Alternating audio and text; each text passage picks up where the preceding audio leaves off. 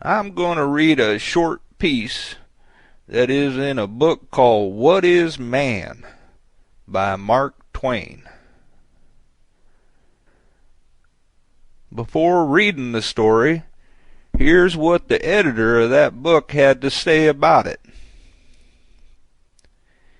In the early 80s, Mark Twain learned to ride one of the old high-wheel bicycles of that period. He wrote an account of his experience, but did not offer it for publication. The form of bicycle he rode long ago became antiquated, but in the humor of his pleasantry is a quality which does not grow old. Taming the Bicycle by Mark Twain.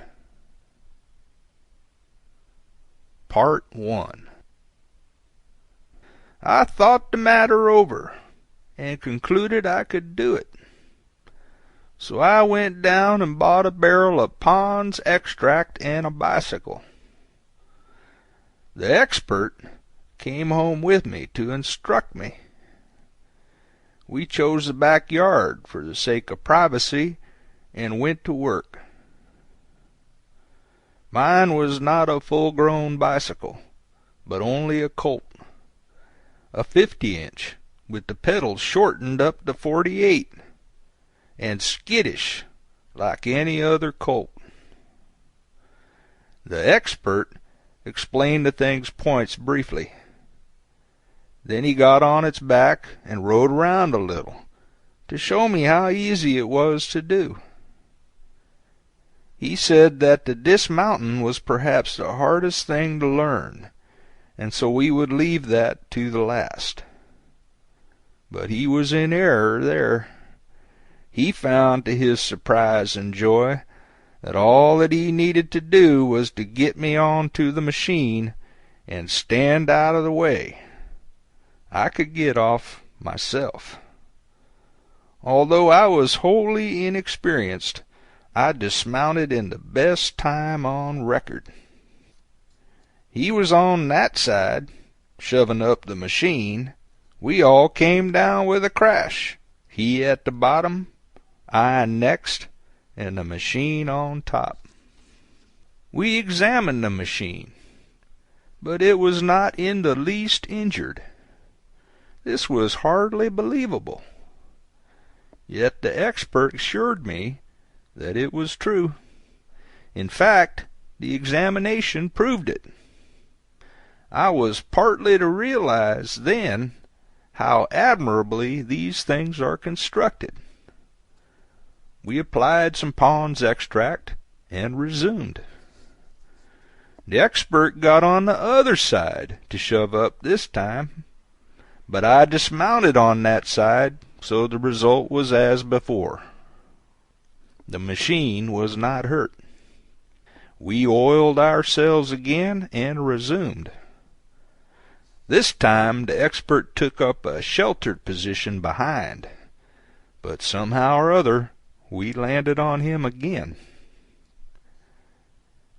He was full of admiration, said it was abnormal. She was all right, not a scratch on her, not a timber started anywhere. I said it was wonderful while we were greasing up, but he said that when I came to know these steel spider webs, I would realize that nothing but dynamite could cripple them. Then he limped out to position, and we resumed once more. This time the expert took up the position as shortstop, and got a man to shove up behind. We got up a handsome speed, and presently traversed a brick, and I went out over the top of the tiller and landed, head down, on the instructor's back, and saw the machine fluttering in the air between me and the sun. It was well it came down on us, for that broke the fall, and it was not injured. 5 days later I got out and was carried down to the hospital, and found the expert doing pretty fairly. In a few more days I was quite sound. I attribute this to my prudence in always dismounting on something soft. Some recommend a feather bed, but I think an expert is better. The expert got out at last, brought 4 assistants with him. It was a good idea. These 4 held the graceful cobweb upright while I climbed into the saddle. Then they formed in column and marched on either side of me while the expert pushed behind. All hands assisted at the dismount. The bicycle had what is called the wobbles, and had them very badly. In order to keep my position, a good many things were required of me, and in every instance the thing required was against nature. That is to say, that whatever the needed thing might be, my nature, habit, and breeding moved me to attempt it in one way, while some immutable and unsuspected law of physics required that it be done in just the other way. I perceived by this how radically and grotesquely wrong had been the lifelong education of my body and members. They were steeped in ignorance. They knew nothing which it could profit them to know. For instance, if I found myself falling to the right, I put the tiller hard down the other way, by a quite natural impulse, and so violated a law, and kept on going down. The law required the opposite thing. The big wheel must be turned in the direction in which you are falling. It is hard to believe this when you are told it, and not merely hard to believe it, but impossible. It is opposed to all your notions. And it is just as hard to do it after you do come to believe it. Believing it, and knowing by the most convincing proof that it is true, does not help it. You can't any more do it than you could before. You can neither force nor persuade yourself to do it at first. The intellect has to come to the front now. It has to teach the limbs to discard their old education and adopt the new. The steps of one's progress are distinctly marked. At the end of each lesson he knows he has acquired something, and he also knows what that something is, and likewise that it will stay with him. It is not like studying German, where you mull along in a groping, uncertain way for 30 years, and at last, just as you think you've got it, they spring the subjunctive on you, and there you are. No, and I see now, plainly enough, that the great pity about the German language is that you can't fall off it and hurt yourself. There is nothing like that feature to make you attend strictly to business. But I also see, by what I have learned of bicycling, that the right and only sure way to learn German is by the bicycling method. That is to say, take a grip on one villainy of it at a time, leaving that one half learned. When you have reached the point in bicycling where you can balance a machine tolerably fairly and propel it and steer it, then comes your next task: how to mount it. You do it in this way. You hop along behind it on your right foot, resting the other on the mounting peg, and grasping the tiller with your hands. At the word, you rise on the peg, stiffen your left leg, hang your other one around in the air in a general and indefinite way, lean your stomach against the rear of the saddle, and then fall off. Maybe on one side, maybe on the other. But you fall off.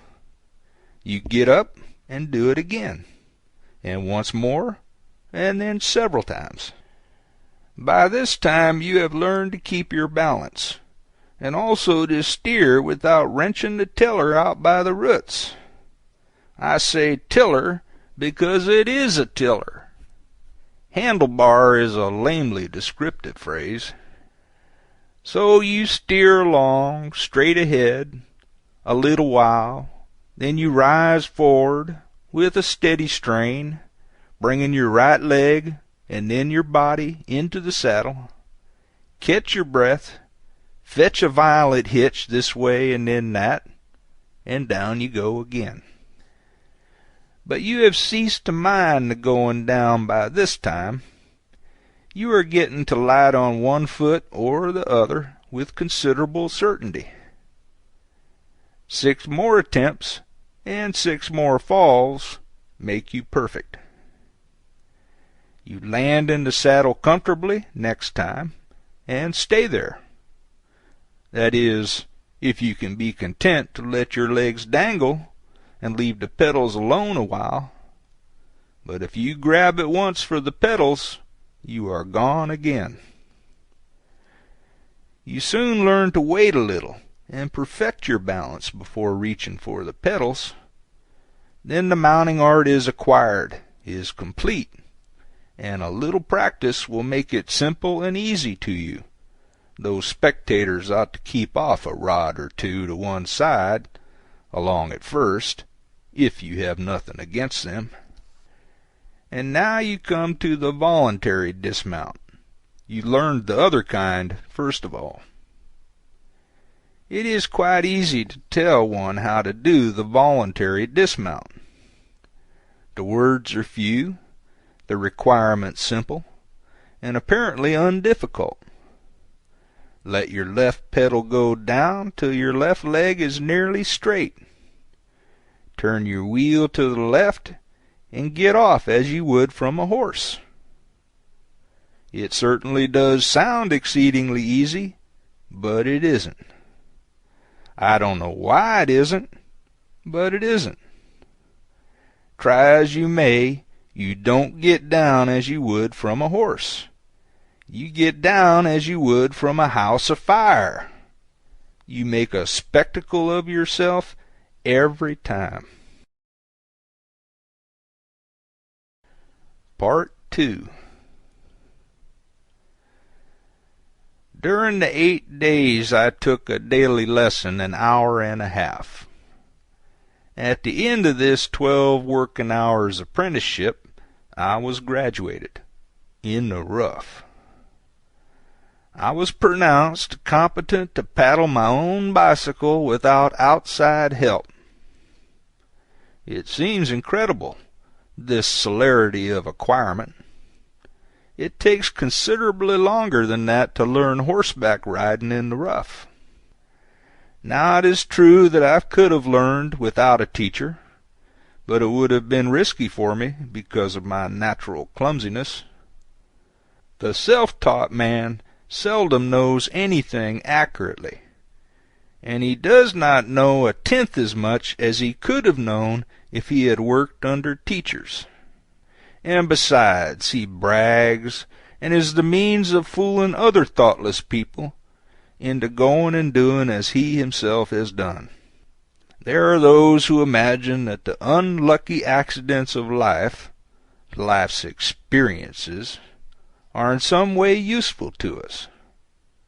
I wish I could find out how. I never knew one of them to happen twice. They always change off and swap around and catch you on your inexperienced side. If personal experience can be worth anything as an education, it wouldn't seem likely that you could trip Methuselah. And yet if that old person came back here, it is more than likely that one of the first things he would do would be to take hold of one of these electric wires and tie himself all up in a knot. Now the surer thing, and the wiser thing, would be for him to ask somebody whether it was a good thing to take hold of. But that would not suit him. He would be one of the self-taught kind that go by experience. He would want to examine for himself. And he would find, for his instruction, that the coiled patriarch shuns the electric wire, and it would be useful to him too, and would leave his education in quite a complete and rounded-out condition, till he should come again some day and go bouncing a dynamite can around to find out what was in it. But we wander from the point. However, get a teacher. It saves much time and Pond's extract. Before taking final leave of me, my instructor inquired concerning my physical strength, and I was able to inform him that I hadn't any. He said that that was a defect which would make uphill wheeling pretty difficult for me at first. But he also said the bicycle would soon remove it. The contrast between his muscles and mine was quite marked. He wanted to test mine, so I offered my biceps, which was my best. It almost made him smile. He said, "It is pulpy and soft and yielding and rounded. It evades pressure and glides from under the fingers. In the dark a body might think it was an oyster in a rag." Perhaps this made me look grieved, for he added briskly, "Oh, that's all right. You needn't worry about that. In a little while you can't tell it from a petrified kidney. Just go right along with your practice. You're all right." Then he left me, and I started out alone to seek adventures. You don't really have to seek them. That is nothing but a phrase. They come to you. I chose a reposeful Sabbath-day sort of back street, which was about 30 yards wide between the curbstones. I knew it was not wide enough. Still, I thought that by keeping strict watch and wasting no space unnecessarily, I could crowd through.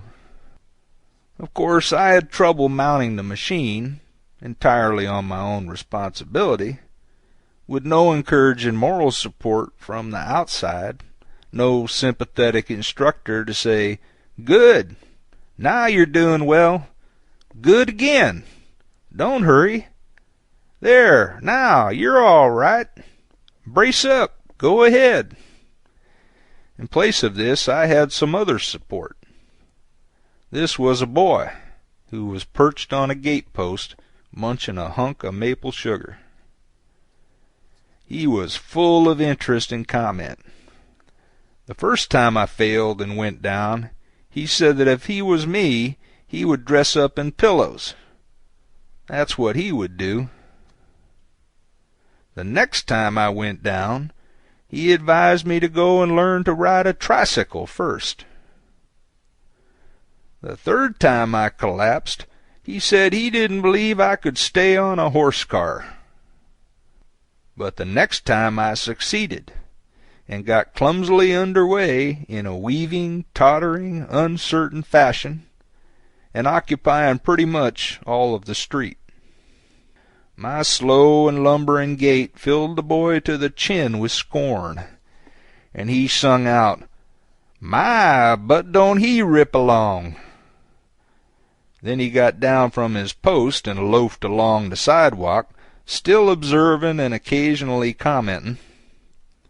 Presently he dropped into my wake and followed along behind.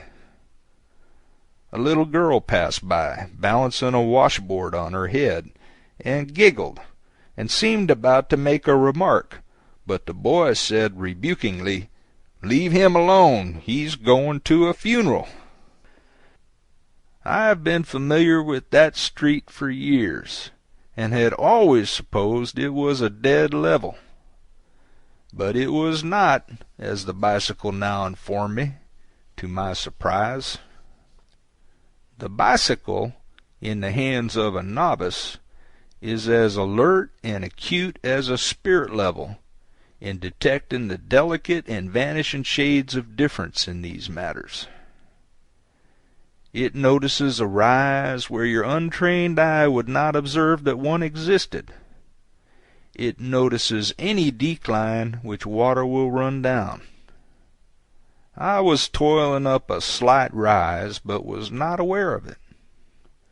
It made me tug and pant and perspire, and still, labor as I might, the machine came almost to a standstill every little while. At such times the boy would say, "That's it. Take a rest. There ain't no hurry. They can't hold the funeral without you."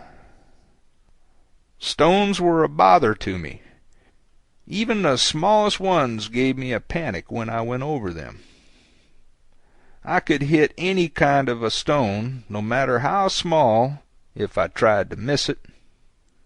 And of course at first I couldn't help trying to do that. It is but natural. It is part of the ass that is put in us all, for some inscrutable reason. It was at the end of my course, at last, and it was necessary for me to round to. This is not a pleasant thing when you undertake it for the first time on your own responsibility, and neither is it likely to succeed. Your confidence oozes away. You fill steadily up with nameless apprehensions. Every fiber of you is tense with a watchful strain.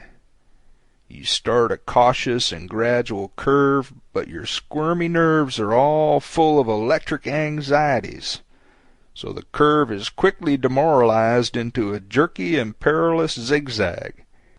Then suddenly the nickel-clad horse takes the bit in its mouth and goes slanting for the curbstone, defying all prayers and all your powers to change its mind. Your heart stands still, your breath hangs fire, your legs forget to work. Straight on you go, and there are but a couple of feet between you and the curb now. And now is the desperate moment, the last chance to save yourself. Of course all your instructions fly out of your head, and you whirl your wheel away from the curb instead of toward it. And so you go sprawling on that granite-bound, inhospitable shore. That was my luck. That was my experience. I dragged myself out from under the indestructible bicycle and sat down on the curb to examine. I started on the return trip.